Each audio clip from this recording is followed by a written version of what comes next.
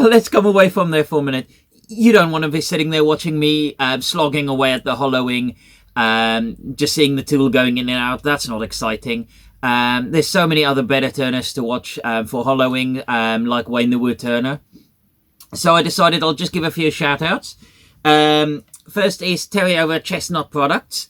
Just got to say thank you again for a great woodturning weekend at the start of the month. I then also have Living Legends Construction over on Instagram. And then lastly, Claire's Crafty Corner. Now, do go and check her out as well. Great YouTube channel with loads of work with resin. And she also sent me a little bottle opener after I commented on this little cool surfboard opener she made. So definitely a future project there.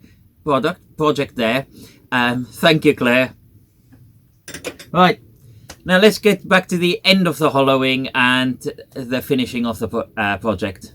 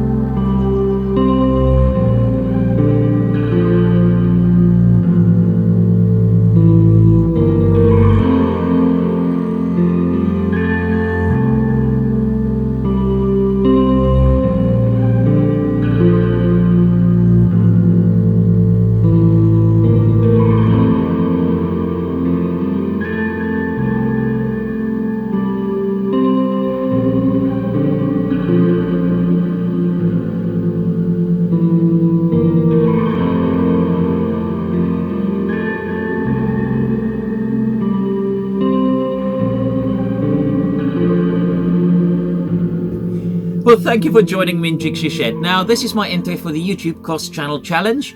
The theme for September was balance, and this was set by Hodgepodge Woodworks. I also decided to incorporate the tea light challenge into this project, and this was set by Claire over at Making It Out of the Woods. Now, there was a lot of discussion about seesaws and scales, but none of them appealed to me, so I decided to make a hot air balloon.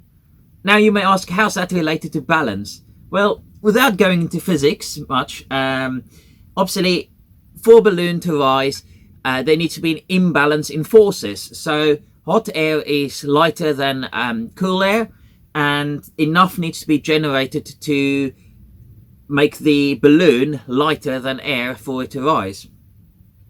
I think they also apply Archimedes' principle to it, but look it up, don't ask me about it.